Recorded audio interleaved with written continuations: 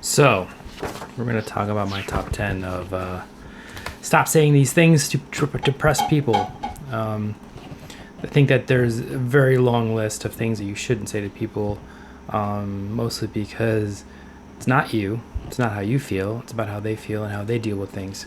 So, I'm going to go through this top 10 here, and I'm going to start with this. All right, so I think that one of the hardest things that people have an understanding about depression is that a lot of times we don't exactly control what we think. You'll notice that when you go through a breakup or you go through a traumatic, lose someone you love or whatever, you're not exactly like, oh, I'm just gonna go think about something else. It doesn't really work that way, and depression is very much like that. It spirals in its own sort of cycle. Now, instead of saying that, and that's what we're going to try to do with all 10 of these things, is I'm going to basically say what you shouldn't say and then kind of something what you could say instead. Something you could say would be, well, let me help you get your mind off things, or, find something to do with them rather than saying just think about something else. Saying just think about something else is a very callous thing to say. You may not realize it, but it's basically like saying, just stop being depressed. It's another one. It's kind of the same line as that. I'm going to skip to number 2 here. This one is also one that I have a hard time hearing. Is no one said life was fair. Well, invalidating our feelings is also not fair. That's just not something you should be doing, is telling somebody, oh, well, life sucks, just get over it. That's not very helpful. And again, like, I'm talking about depression. I'm not talking about somebody who has a rough day. Yeah, there are some things that, we kind of blow out of proportion, when it comes to, dealing with stuff. And sometimes we just need to sit down and just, deal with it a different way. But I'm talking about that.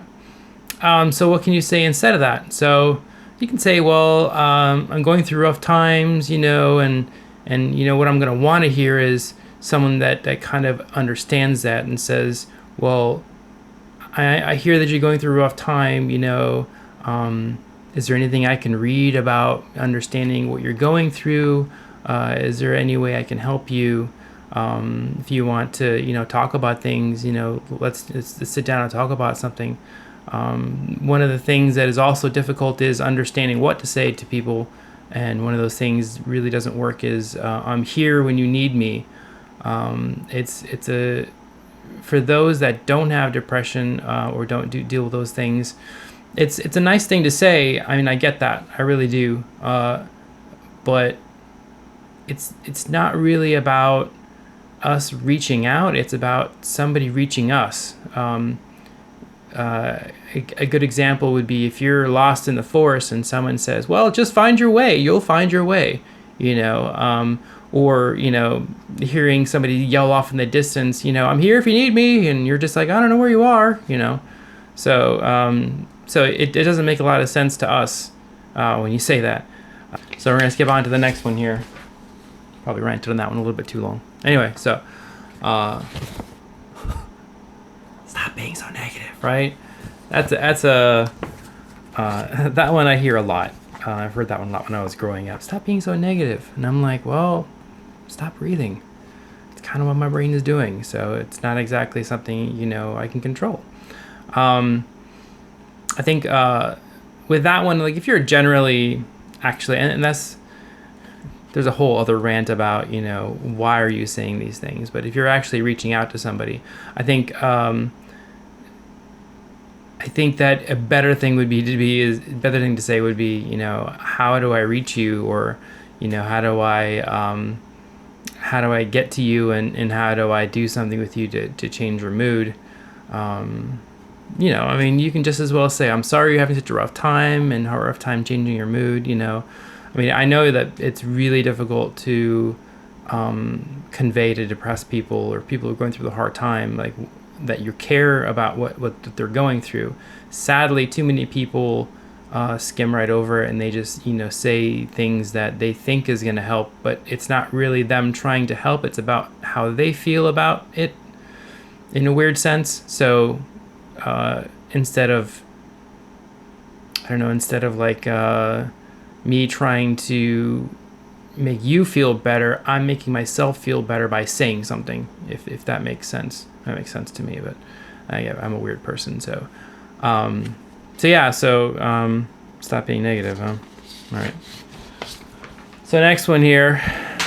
So this one we're going to go with everyone gets depressed, right? Well, I think that's true and untrue. Everyone goes through hard times. Everyone has, things to deal with. Depression as a disease or a lifelong phase or even months of phases, it's not quite the same thing as, well, crap, I just spilt my coffee everywhere and ruined all my work and now I'm depressed. It's not the same. So I don't agree with that sentiment that everyone gets depressed. That's also invalidating as well. It's kind of like saying, oh, well, everyone does stuff, everyone gets injuries, I think that if you really wanted to reach out to somebody and really like relate to them, that's not the way to do it. You may as well not say anything at that point. If you're going to say everyone gets depressed, you may as well say everyone gets hurt, and everyone gets a boo-boo, that I don't understand the point of actually saying it that way. You're basically saying, get over it, and if I were to say that to somebody who, just lost somebody they loved, chances are pretty good they're going to feel even worse. So that's kind of what you're doing there. So I keep that in mind. Next thing is a weird one. So I have a hard time with this one because people actually missing a grammar on there. At least I spelt it right. Just didn't put the apostrophe there. Whatever, right? It's not a big deal. But you should probably comment that I should, right? So I think that the problem with, people thinking that you're overplaying things, yeah, I mean, that happens. I mean, people sometimes, put too much effort into like, oh, you're just, milking it for all it's worth, But again, this comes back to invalidating, how somebody feels. And validation is probably one of the biggest things when it comes to any relationship, whether it's mother, father, brother, sister, best friend, girlfriend, boyfriend, child even. If you invalidate somebody's feelings, the first time is probably going to be difficult, but if you keep doing it, eventually they will just stop listening to you because you no longer relate to them in any way and they can't relate to you. So saying that somebody is overreacting, et cetera, yeah, it can happen for sure, but it doesn't help anything. So why even say that? So just don't even say anything at that point if you're, if that's what your opinion is.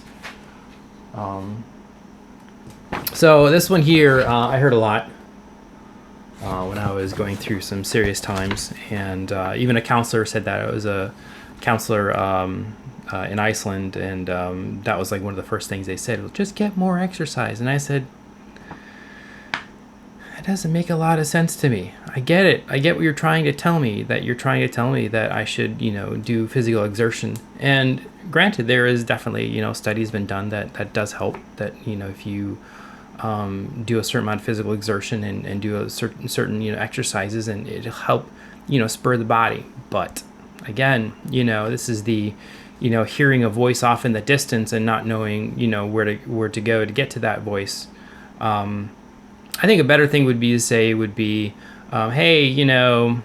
what's up? Hey, you want to go take a walk and like kind of talk over things and, just kind of hang out, maybe go for a bicycle ride. That's a little more, reaching out to somebody. Again, polishing right over on top of that number one thing of, if you're saying it to make yourself feel better, then don't say anything at all. Reach out to people. Don't just skim over stuff because you want to feel better by saying something. Now here's one that cuts pretty deep. Not actually a pun there. So I think that, again, this is invalidating, saying, other people have it worse than you.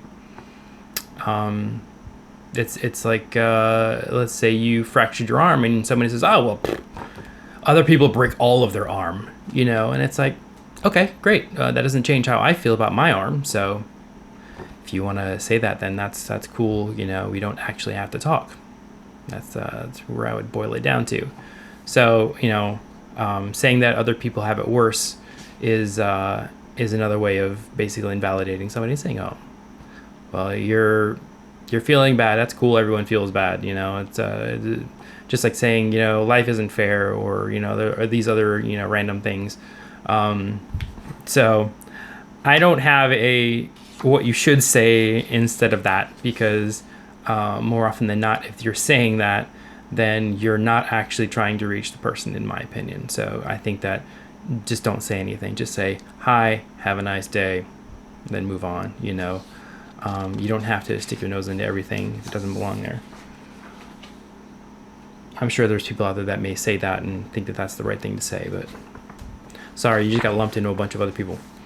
Now this one's tough.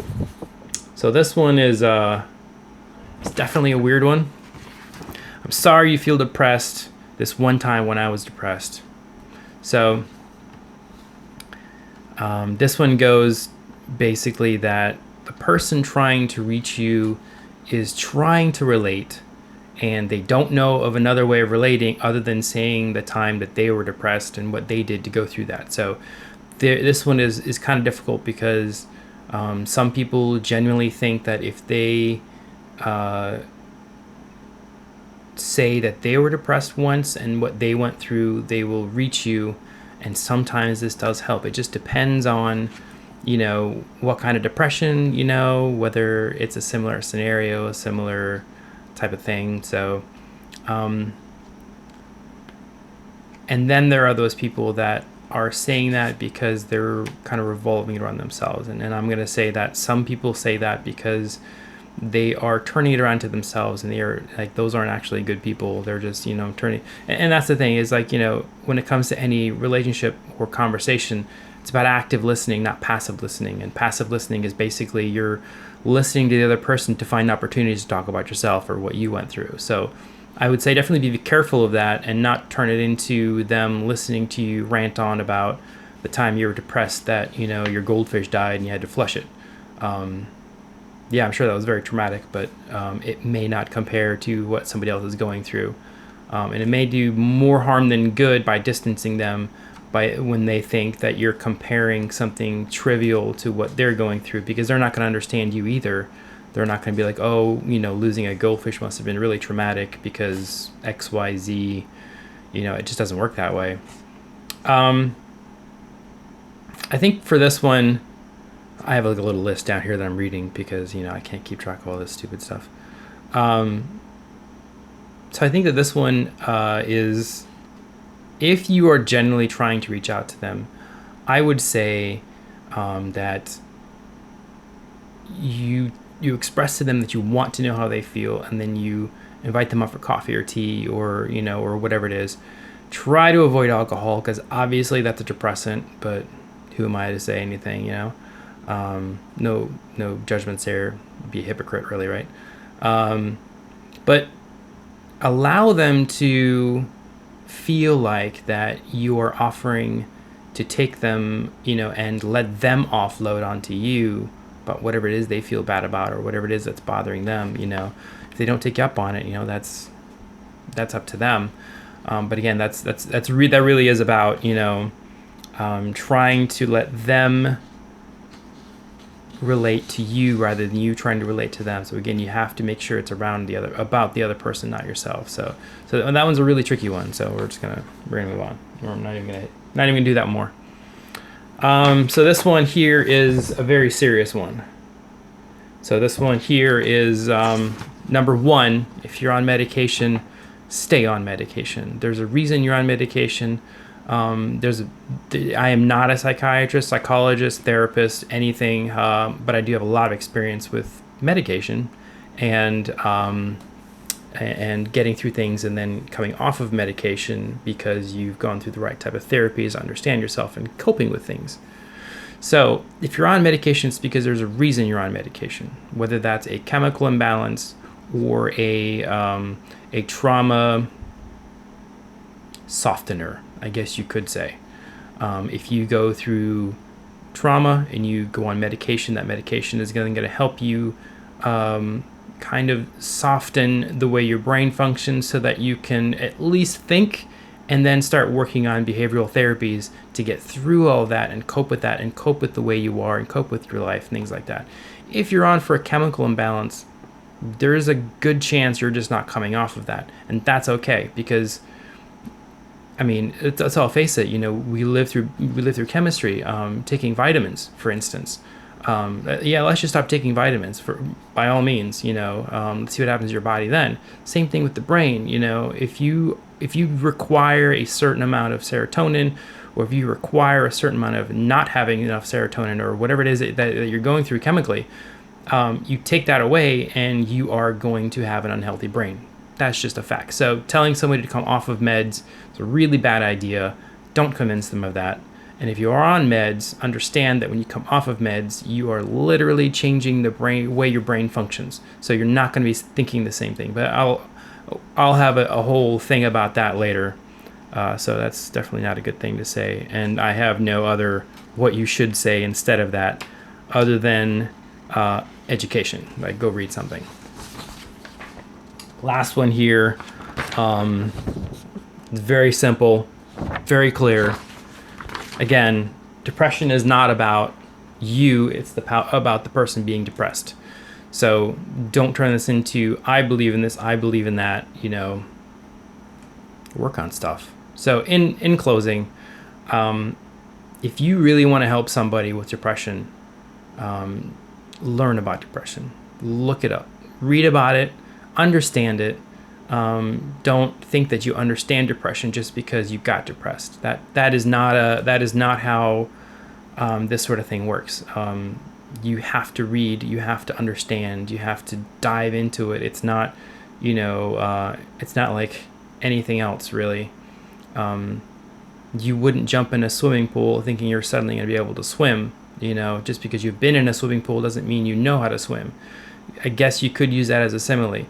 You have to read about depression. You have to understand depression. Depression is not a single, red or blue. It's a whole shade of things. It's a whole different myriad of things. It's blue with a touch of purple. It's purple with a touch of green. It's not a simple thing. So if you really want to help somebody, then further understand depression. And if you are not intending to actually help somebody and you don't want to try to reach them, don't say anything. Just go on with your own life and stop saying stupid things to them. I don't want to hear people say a lot of the things I just listed in this list. So there's a lot more. So if you have something that's your number one thing, like, don't say this to me, comment below. I'd love to hear it. Everyone has their own sort of list. And I'm not saying my list is better than anyone else's, but it's my list. Some of those kind of swap around depending on how I feel, but that's pretty much it. So, all right. So it's a long one today, 20 minutes. So, we'll just leave it at that. And, if you have any questions, comments, concerns, find a actual skilled therapist. That's what I'm going to say. I of course love feedback. And if you comment, that's cool. I'll definitely comment back. But again, seek therapy, find help, read, educate. All right, bye.